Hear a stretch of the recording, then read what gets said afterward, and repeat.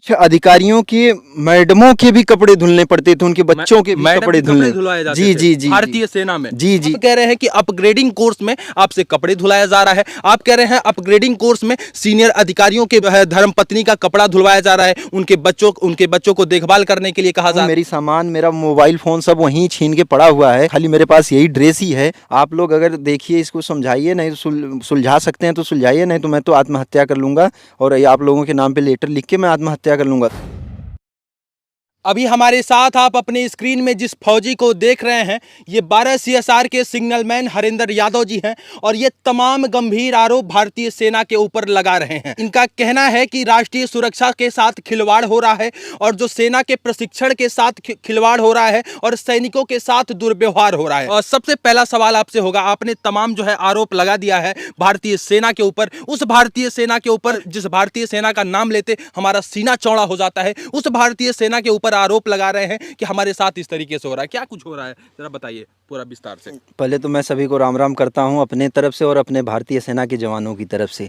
जैसा कि आप जो कह रहे हैं कि मैं भारतीय सेना के ऊपर आरोप लगा रहा हूं, ये भारतीय सेना के ऊपर नहीं, भारतीय सेना के उन अधिकारियों के ऊपर आरोप लगा रहा हूं जो अधिकारी उस तरह से भ्रष्ट हैं, जो ऐसी चीजें कराते हैं जघन्य, जो मतलब मैक्सिमम मेरा तो ये मानना है कि कुछ तो जैसे वो संस्था ऐसी बनी हुई है। जो अधिकारी आपको जो है एक जवान बनाता है, जो अधिकारी आपके अंदर वो अनुशासन की भावना सिखाता है, जो अधिकारी आपको जो है एक नॉर्मल इंसान से आपको सैनिक बना देता है, उस अधिकारी के ऊपर आप आरोप लगा रहे हैं और वो भी गंभीर आरोप लगा रहे हैं आप। जी जी जी जी मैं ये आरोप इसलिए लगा रहा हूँ कि जो चीजें, जो सही चीजें, जो जैसे हमारी सिखलाई है, मेरा मेन आरोप यही है कि जो हमारी सिखलाई है, कम से कम जो प्रशिक्षण जो हमको मिलता है, जिसके लिए हमें मतलब जिसका नमक खाते हैं, जिसकी रोटी खाते हैं, उन चीजों के लिए जब जिस दिन हमें जरूरत पड़ेगी हमारे देश को हमारी, तो हम उस दिन क्या कहेंगे कि हम कहीं अधिकारी के घर में बड्डी ड्यूटी जाते थे,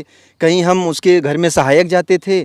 तो इन सब चीज़ों के लिए मैंने अधिकारी को बताया था। क्या दिक्कत हो रहा था? दिक्कत वहाँ पे यही हो रहा था कि वहाँ पे अधिकारियों के घर पे जाना पड़ता था, उनके काम करने पड़ते थे, घास से घास काटनी पड़ती थी, झाड़ू पोछा करने पड़ते थे, उनके कुत्ते घुमाने पड़ते थे, यहाँ तक कि कुछ अधिकारियों के मैडमों के भी कपड़े धुलने पड़ते थे, उनके बच्चों के भी कपड़े धुलवाए जाते थे। जी जी भारतीय सेना में। जी जी जी जी अच्छा, ये बात करें तो इसके लिए जो है बाकायदे एक जो है ट्रेडमैन वाले होते हैं, जो जिनका जो है तमाम वर्गीकृत होता है। माली है तो सेना में उसका अलग जो है ड्यूटी होता है, अब बार्बर है, धोबी है, नाई है, तमाम सबका काम है। तो उन सब का काम एक सिग्नलमैन से क्यों कराया जा रहा है? अभी वही तो हमें उन अधिकारियों से वो सवाल होना चाहिए, हमसे वो सवाल होने पे मैं क्या बता सकता हूँ। मैं तो जब अधिकारी को बताया, जो हमारे कर्नल बेलू मुरुगन साहब थे 40TR के, जब मैंने उनको बताया तो उनका सीधा ये जवाब आया कि तेरी रैंक क्या है, तू सिपाही है ना, तो सिपाही का काम तेरी औकात पता नहीं तुझे? कौन बोला ऐसा? एक कर्नल बेलू मुरुगन जी ने बोला था, जो हमारे वहाँ के 40TR के कमान अधिकारी थे, जिनके नजरों में देख रेख में वो ट्रेनिंग सेंटर चल रहा था। आप ज्वाइन कब हुए थे भारतीय सेना में? मैं 2015 में हुआ था, मेरी पहली पोस्टिंग गोवा हुई थी।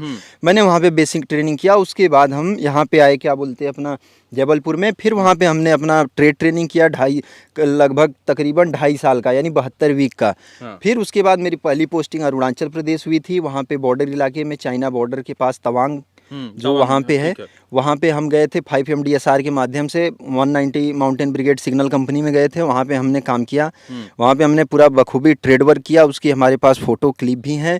और वहाँ पे से उसके बाद जब हमारी ये जो पोस्टिंग हुई, दूसरी पोस्टिंग, ये पोस्टिंग हमारी हुई है 12 CSR में। 12 CSR में जो है राजस्थान, जोधपुर राजस्थान में। 12 CSR में ये जिनकी दूसरी पोस्टिंग होती है। और ये 24 सितंबर 2022 को अपग्रेडिंग कोर्स करने के लिए 4TTR जबलपुर जाते हैं। मैं सही कह रहा हूँ? 4TTR जबलपुर जाते हैं, जहां इनका अपग्रेडिंग कोर्स होता है। यानी कि कहा जाता है, सेना के लिए एक धारणा है कि जब सेना का जवान फील्ड पर पसीना बहाता है तो कहा जाता है कि युद्ध में खून कम बहता है। यानी कि उसको पूरी तरीके से अपग्रेड किया जाता है, सैनिक को तपाया जाता है, सिखाया जाता है, बताया जाता है, सब कुछ सिखाया जाता है। तो आप कह रहे हैं कि अपग्रेडिंग कोर्स में आपसे कपड़े धुलाया जा रहा है, आप कह रहे हैं अपग्रेडिंग कोर्स में सीनियर अधिकारियों के जो है धर्मपत्नी का कपड़ा धुलवाया जा रहा है, उनके बच्चों को देखभाल करने के लिए कहा जा रहा है, ये सच बात है? जी जी, जैसा कि आपने कहा कि प्रशिक्षण में बहाया हुआ पसीना युद्ध में खून बचाता है। जी, ये हमारा जो मेन मोटो यही है कि हम जिसके लिए मतलब जो जिस लिए हम पल रहे हैं, जिस लिए हमें गवर्नमेंट पाल रही है, क्योंकि हम कल जब हमारे देश को हमारी ज़रूरत हो तो हम उसके लिए काम आए। हम उस दिन ये ना कहें कि नहीं सर हम तो बड्डी ड्यूटी जाते थे, हम तो सहायक जाते थे, हम उस अधिकारी के घर में जाके वहाँ पे हमने ये कार्य किया था, जिससे आज भारतीय सेना की करीबन मेरा जहाँ तक मैंने जो पिछले 7 सालों में देखा है, मेरा मानना है कि 40 से 50% फौज को ये अधिकारी सिर्फ अपनी सहायक ड्यूटी से लेके अपने वो रोजमर्रा के कार्यों में 40 से 50% फौज को लगा रखे। जवान जो है रोजमर्रा का कार्य करेगा तो वो सीखेगा क्या? आपका काम है, आप सिग्नल मैन हैं, क्या काम होता है आपका? हमारा काम ये होता है, जैसे हम सिविल में मीडिया कनेक्टिविटी, मोबाइल के नेटवर्क को जैसे हम जोड़ के रखते हैं जो सिविल में, ऐसे ही सेम हमारा कार्य होता है फौज में की कनेक्टिविटी को जोड़ना। यानी सेम सिस्टम जो हमारा वहाँ पे है, जो सिविल में ये सब करते हैं ये लोग, यहाँ के ऑपरेटर मैकेनिक, वही सेम काम हमारा वहाँ पे है। और मैं उसका टीटीसी ट्रेड का मैं मैकेनिक हूँ। तो आपके साथ कपड़ा धुलवाया जा रहा है, जब आप विरोध करते हैं तो क्या होता है? तो हमें वही तो बताया, जब मैं इन चीज़ों को बताया अधिकारी को, वहाँ के कर्नल बेलू मुरुगन साहब को, तो उन्होंने सीधा ये हमें धमकियाँ दी, बोला तेरी रैंक क्या है, तू अपनी औकात भूल गया है। मैं उन्हें बोला नहीं सर मैं औकात नहीं भूला हूँ। बोले हाँ तो तेरा मुंह क्यों खुल रहा है, तू प्रधानमंत्री का लड़का है, तू मुख्यमंत्री का लड़का है, तू किसी IPS के घर का है, किसी IAS के घर का है, कौन तेरे घर में कौन MLA विधायक का लड़का है? बोला सर ऐसा कोई नहीं है। मैं इसलिए बोल रहा था कि जो हमारी जो सिखलाई है कम से कम वो तो होनी चाहिए। जिस चीज़ के लिए हम यहाँ पे आए हैं, 6 महीने का हमारा कोर्स के लिए भेजा जाता है हमें, 6 महीने अपग्रेडिंग कोर्स, ये चीज़ें कि ये कराई जाएंगी जिसमें पॉलिटेक्निक इंजीनियरिंग जैसी पढ़ाइयाँ होती हैं, सारी सिस्टम पूरे विषय इंग्लिश, पूरे सब्जेक्ट जो होते हैं वो इंग्लिश में होते हैं। पहली बात हम यहाँ से हिंदी मीडियम से पढ़ के जाते हैं, UP बोर्ड से पढ़ के जाते हैं। वहाँ पे जाने के बाद वो तो हमें इंग्लिश समझना बहुत मुश्किल होता है, लेकिन वहाँ पे जब हमें टाइम नहीं दिया जाएगा तो हम उन चीज़ों को कैसे करेंगे, कैसे उनका सामना करेंगे? भारतीय सेना के जवान हैं हरेंद्र यादव जी, और ये जो है अपग्रेडिंग कोर्स के लिए जाते हैं, यानी प्रशिक्षण के लिए जब जाते हैं फोर्ट TTR जबलपुर में, तो इनका आरोप है कि जो है वहाँ पर प्रशिक्षण ना करा के इनको अतिरिक्त कार्य कराया जाता है। और ये लेटर भी ये लिखे हैं, और जो है अपने जो है कमान अधिकारी को भी लिखे हैं, और महामहिम राष्ट्रपति महोदया को भी लिखे हैं, प्रधानमंत्री जी को भी लिखे हैं, रक्षा मंत्री जी को भी लिखे हैं, उत्तर प्रदेश के माननीय मुख्यमंत्री योगी आदित्यनाथ जी को भी लिखे हैं, राहुल गांधी जी को भी लिखे हैं, और जो है अपने जो है लेफ्टिनेंट जनरल को भी लिखे हैं, और जो है सेना के जो जनरल हैं मनोज पांडे सर को भी लिखे हैं। और ये अभी इनके साथ है, और ये इनका जो है कुछ फोटो वगैरह है, जो फोटो है, और जो है इनका प्रशंसा पत्र है जो 12 कोर सिग्नल रेजिमेंट का है, और प्रशंसा पत्र के तौर पे जो है नंबर वगैरह है, और इनका नाम पूरा लिखा हुआ है। प्रशंसा पत्र भी अभी ये जुलाई में ही दिया गया है, लेकिन इन चीज़ों का जब मैं विरोध किया था, क्योंकि जैसे कुछ चीज़ें और भी हैं, जैसे एक वहाँ पे ऑडिट कटिंग ली जाती है, ऑडिटर आते हैं, जैसे जो फौज में जो चीज़ें चल रही हैं, जैसे गैस, डीजल, जो भी मतलब जो चीज़ें बाहर से आती हैं, सब्जी, राशन वगैरह, ये सब जो चीज़ें आती हैं, तो उन सब चीज़ों का ऑडिट होता है। तो ऑडिट जो होता है तो उसकी कटिंग, जैसे जो ऑडिटर आते हैं वो लोग जब चेक करते हैं तो उसमें जो खामियां बेसियां होती हैं, तो उसके लिए वो लोग उसकी जो रफा दफा जो चीज़ें होती हैं, तो उसमें उन लोगों का, अधिकारियों का पता नहीं क्या होता है, डील होती है। तो उसके लिए जो पैसे लेते हैं वो करीब, जैसे एक बार आते हैं तो 2.5-3 लाख समथिंग हमारे रेजिमेंट पे जो लग रहा था, हमारा जो मानना है, क्योंकि हमें जो वहाँ पे हमसे जो कटिंग ली गई थी, तो एक बार तो मैंने दे दिया था, क्योंकि ये बोला गया कि ये चीज़ें सबको देनी पड़ती है, सब दे रहे हैं तो तुम क्यों नहीं दोगे, तो हमने तो एक बार दे दिया। कितने लोग थे आपके साथ? हमारे साथ तो वहाँ पे तकरीबन 12 CSR की रेजिमेंट में हमारा जहाँ तक मानना है 400-500 लोग से कम इस समय नहीं होंगे। 400-500 लोग। अब सवाल आता है कि उन 400-500 लोगों में से अकेले हरेंद्र यादव से ही ये काम कराया जा रहा था, जो आप कह रहे हैं, गंभीर आरोप लगा रहे हैं। अब ये आरोप लगाने के बाद भी सवाल आता है कि क्या ये जो गंभीर आरोप आप लगाए हैं या सही है, या ये सिर्फ और सिर्फ बेबुनियाद है, या सिर्फ पब्लिसिटी पाने के लिए इस तरीके से किया गया है? क्योंकि ये अभी इसका मतलब यदि इसका प्रमाण मांगा जाए तो आप कैसे देंगे इसका प्रमाण? इसका प्रमाण हमारे पास बहुत चीज़ें वीडियो में हैं, फ़ोटो में हैं, और जो चीज़ें बता रहा हूँ वो क्लिप में मेरे पास कुछ प्रूफ भी पड़े हुए हैं। जैसे जो चरखे पेंट कराए जाते थे, जो हमसे तलवार घास कटवाई जाती थी, जो भेजा जाता क्या था पता हो ग्रुप सकता के है कि साथ। घास कटवाया, चूंकि जो है एक सिग्नल मैन को भी जीडी का ट्रेनिंग दिया जाता है, उनको जो है तमाम और काम कराया जाता है, उनको जो है उनका पीटी होता है, उनका जो फिजिकल टेस्ट होता है, जो भी ट्रेनिंग होता है वो भी एक हिस्सा होता है। क्या पता वो जो है आपके कार्य का वो एक हिस्सा रहा हो। नहीं, तो वही चीज़ें तो मैं आपको बता रहा हूँ कि जैसे कार्य का हिस्सा रेजिमेंट के अंदर हो सकता है, रेजिमेंट के बाहर जहाँ पे अधिकारी की फैमिलियाँ रहती हैं, जहाँ पे जेसीओज के बच्चे रहते हैं, फैमिलियाँ रहती हैं, वहाँ पे जाके जहाँ पे कि हमारा कोई जाना ही उचित नहीं है, वहाँ पे जाके घास काटना, अफसर मेस, अधिकारी मेस में जाके वहाँ पे चूना गेरू करना, वहाँ पे हमें गाड़ियों में भर के भूसों के जैसे जवानों को भेजा जाता है, और उनकी जो सिखलाई है उसमें एडम उसको वहाँ से निकाल दिया जाता है कि आज 10 बंदे आपके स्क्वाड से एडम में जा रहे हैं, तो वहाँ पे पी भर दी जाती है।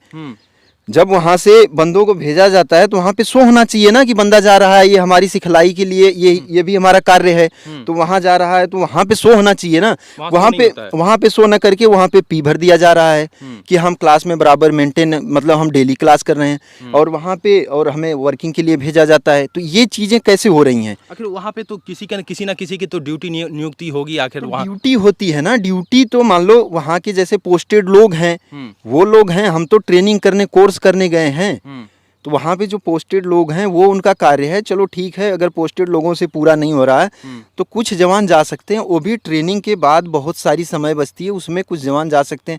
ये डेली का कार्य है कि नहीं, सुबह 5 बजे उठते ही अंधेरे में ही तलवार लेके चल दो, मतलब 5 बजे। एक अधिकारी के लिए उसका जवान एक बच्चे से ज्यादा वो प्रेम करता है, और आप कह रहे हैं कि वो आपका शोषण कर रहा है। ये संभव कैसे है हरिंद्र यादव जी? तो समझ नहीं आ रहा कुछ। तो यही चीज़ें तो मैं आपको बता रहा हूँ, ये जो चीज़ें जो मैं आरोप लगाया था, इसकी जांच के लिए जो मेरे साथ वो अधिकारी मार पिटाई करता है, मुझे जान से मारने तक का धमकियाँ देता है प्लान, जिसकी वजह से मैं जान बचाकर वहाँ से तार फाँद कर, मुझे गार्ड लगा के रखा गया था, किसी तरीके से मैं अपनी जान बचाकर वहाँ से तार फाँद कर अपने रेजिमेंट में पहुँचा। जो कि जब सारी घटनाएं जब चल रही थी तो मैंने अपने पूरे अधिकारियों को बताया था। है कि अकेले हरिंद्र यादव ही क्यों तार फाद के गए, अकेले आप ही क्यों? हरिंदर यादव ही जब बोल रहे थे, जब उन 700 लोगों के बीच में, 600-700 लोगों के बीच में हरिंदर यादव एक सीओ को खड़े होकर दरबार में पॉइंट दिए थे कि सर ये चीज़ें गलत हैं, ये चीज़ें नहीं होनी चाहिए, तो फिर हरिंदर यादव के साथ ही तो होगा कि और दूसरा 500 लोग हैं, 499 लोग सह रहे हैं, सिर्फ अकेले आप कैसे बोल रहे हैं? तो सर तो एक सवाल होगा। तो सवाल तो होगा, तो मैं सत्य के लिए मैं तो लड़ रहा था, मैं बोल रहा था सर जो चीज़ें हैं, मैं इसलिए बोल रहा था। वो लोग भी बोल रहे थे, वो लोग भी उससे परेशान है। बहुत लोग अभी मैसेज कर रहे हैं कि बहुत अच्छा हो रहा है, बहुत अच्छा यार भाई, तू बहुत अच्छा कार्य कर रहा है, बहुत कम से कम हो सकता है तेरी वजह से हम लोगों को कुछ आराम मिल जाए। और कुछ लोग तो फ़ोन करके कह भी रहे हैं कि जब से तू भाई यहाँ पे ये सब चीज़ें जो घटनाएं तेरे से घटी हैं, और जब से तू गया है तब से यहाँ पे चीज़ें बहुत बदल चुकी हैं, बहुत बदल चुकी हैं, और तेरे जाने से हम लोगों को, मतलब तेरे नाम पे यहाँ पे अभी आजकल मतलब चीज़ें बहुत अच्छे से स्मूथली, उतना तो नहीं लेकिन फिर भी कुछ चीज़ें बदल के अच्छी चल रही हैं। और जब उन चीज़ों के लिए जब मैं सवाल करता हूँ, यूनिट में जांच के लिए जब कई बार अप्रोच करता हूँ, बाद में यूनिट से जब कोई नहीं मिलता है कुछ, तो उसके बाद फिर मैं अपने रक्षा मंत्री महोदय जी को, महामहिम राष्ट्रपति महोदय जी को, और उत्तर प्रदेश के मुख्यमंत्री महोदय जी को, और अपने सिग्नल कोर के अधिकारी महोदय जी को, जो मेन सिग्नल कोर के अधिकारी महोदय जी हैं उनको, उसके बाद अपने फिर से कमान अधिकारी सभी को भेजते हैं, कोई लेटर भेजता हूँ।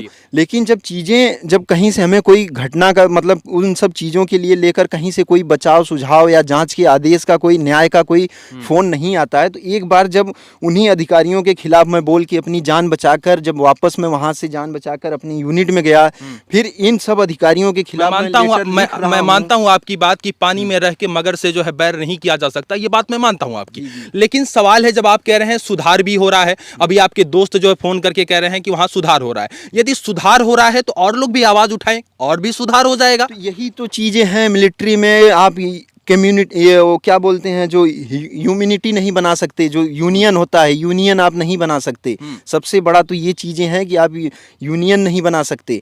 अगर कोई बोलने वाला, पहले तो कोई बोलने वाला नहीं है भारतीय सेना। मैं तो ये बोल रहा हूँ कि ये कोई आज से नहीं शुरू हुआ, हाँ, लेकिन थोड़ा ये चीज़ें बदली इसलिए कि जो पिछले 3 सालों में लगभग भर्तियां नहीं हुई, तो अभी क्या है कि हम ही सिपाही ही रह गए, हमारे पीछे कोई आया नहीं। तो अभी 7 सालों तक, पहले क्या होता था, जैसे लोग आते थे तो महीने मतलब साल 2 साल तक लोग करते थे, उसके बाद उनके जूनियर आते थे तो वो लोग करने लगते थे, तो जैसे उनके ऊपर लोड थोड़ा कम हो जाता था, उसके बाद वो अपनी ड्यूटी करते थे, ये सब चीजें कम करना पड़ता था। अब जो है उसमें भी ये था कि जो चीजें नहीं करना चाहता, जो लड़ जाता था, उसे 1-2 बार पनिशमेंट दिया जाता था, फिर उसके बाद छोड़ दिया। जब वो जान जाते थे कि कितना भी पनिशमेंट खा लेगा, ड्यूटी कर लेगा, लेकिन ये नहीं जाएगा, तो उसे छोड़ दिया जाता था। लेकिन अभी आज की डेट में वो चीजें ये हो गई कि जवान पीछे सिपाही रहे ही नहीं, हम ही लोग रह गए, इसलिए ये चीजें हमारे ऊपर ज्यादा प्रताड़ना की जा रही है, जिसकी हमारे गंभीर आरोप लगा रहे हैं, जो है गंभीर आरोप अपने जो है भारतीय सेना के उन अधिकारियों के ऊपर लगा रहे हैं जहां पर ये गए थे फोर्ट टीटीआर में, और फोर्ट टीटीआर जबलपुर में गए थे, तो उन अधिकारियों के ऊपर एक गंभीर आरोप लगा रहे हैं। और निश्चित रूप से जब आपके आरोप को हम सुनते हैं तो जो है सवाल ढेर सारा मन में जन्म लेता है। अच्छा, एक सवाल अभी और भी आएगा, चूंकि आप जो है छुट्टी पर आए थे और छुट्टी पर आने के बाद घर से ही इस्तीफा भेज दिए हैं। अब कुछ लोग ये कहेंगे कि आपके इस्तीफे के बाद से कि आपको जो है कोर्ट मार्शल का डर सता रहा था, यानी कि जो आरोप आप लगा रहे हैं वो बेबुनियाद था, उसका जांच होता और वो कोर्ट मार्शल में जब आपका कोर्ट मार्शल होता, उसकी डर से आप इस्तीफा भेज रहे हैं। कुछ लोग तो ऐसा भी कहेंगे। तो जी, ये जो घटनाएं सारी घटित हुई हैं, 24 सितंबर को मैं जब अपग्रेडिंग कोर्स करने गया हूं, 24 सितंबर अभी आप काउंट करेंगे तो आज क्या चल रहा है, मार्च चल रहा है जी। तो 24 सितंबर जब आप काउंट करेंगे तो हमें लगता है मैक्सिमम 6-7 मंथ लगभग आएंगे। तो जब 6-7 मंथ आएंगे तो 24 सितंबर को तो घटनाएं नहीं घटी, 20 नवंबर को मेरे साथ मार पिटाई किया गया, मैं वहां से तार फांद कर जान बचाकर भागा। और कौन मार रहा था आपको? कर्नल भटनागर जी थे, वहाँ के फोर्ट टीटीआर जो वहाँ पे जो संस्था जबलपुर 1STC, उसके सेंटर एडजुटेंट दंडपाल महोदय कर्नल भटनागर साहब ने सीओ के ऑफिस में बंद करके मुझे 4-5 उनके अपने जो सहायक बड्डी जो जवान थे उनको ले करके, फर्स्ट क्लास सीओ कर्नल बेलू मुरुगन साहब बैठे थे ऑफिस में और कैमरे लगे हुए थे वहाँ पे।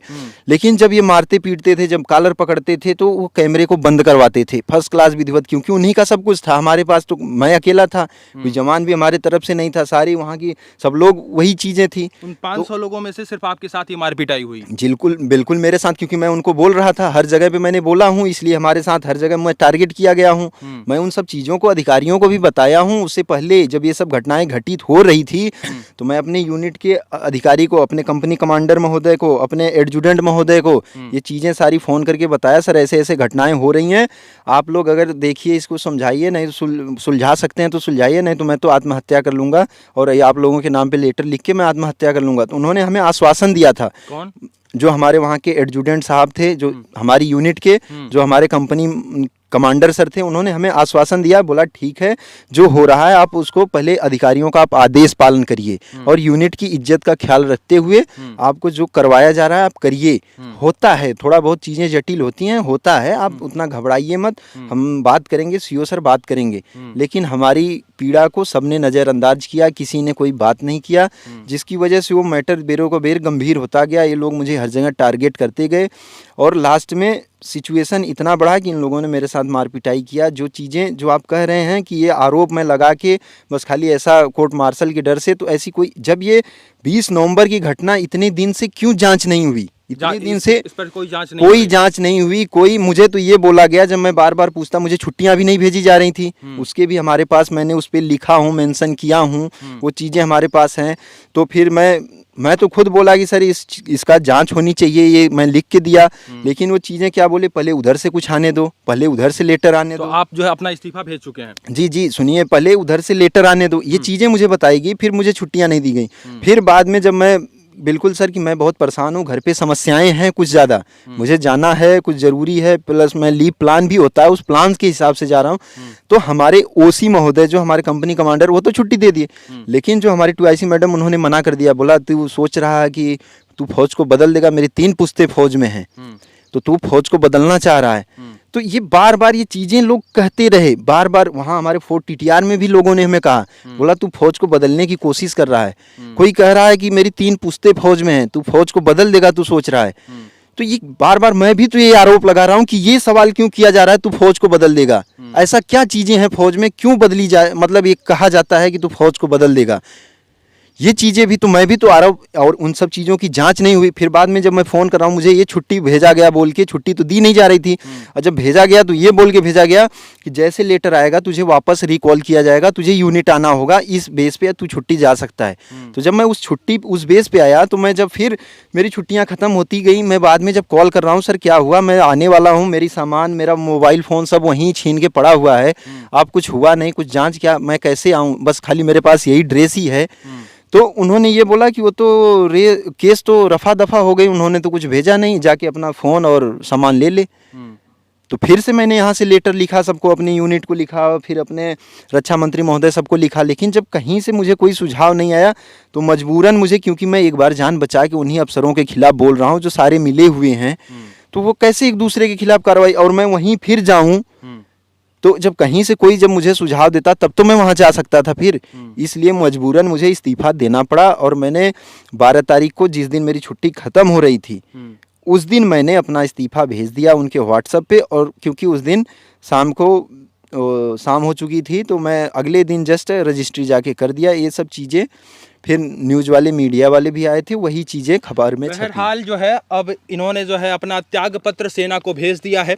सेना के जो है कार्यप्रणाली पर सवाल खड़ा करना हमारा जो है धर्म नहीं है, और हम करते भी नहीं हैं, लेकिन सवाल है कि राष्ट्रीय सुरक्षा से जुड़ा हुआ ये मसला है कि यदि इस तरीके से प्रशिक्षण के नाम पर जवानों को इस प्रकार से जो है कार्य कराया जाएगा, और कहीं ना कहीं इस तरीके से यदि होता रहेगा तो प्रशिक्षण में चूक होगा, प्रशिक्षण में कमी रह जाएगी, जवान पूरी तरीके से जवान नहीं बन पाएगा। अगर हरेंद्र यादव जी का ये आरोप जो है सही है, तो निश्चित रूप से ये जो है निंदनीय है, और इसकी हम लोग निंदा करते हैं, पूरा देश इसका निंदा करता है कि इस तरीके से नहीं होना चाहिए। और ये राष्ट्रीय सुरक्षा से जुड़ा हुआ मसला है, सैनिकों के प्रशिक्षण से जुड़ा हुआ मसला है, और इन सैनिकों को भी साहब सम्मान से जीने का अधिकार है, और क्योंकि ये देश की रक्षा के लिए जो है अपना जान गंवा देते हैं। मैं चाहता हूं इस मामले पर निष्पक्षता के साथ जांच हो, और अपने माननीय जो है अपने महामहिम राष्ट्रपति जी से भी निवेदन करता हूं कि इस मामले पर निष्पक्ष होकर जांच करें।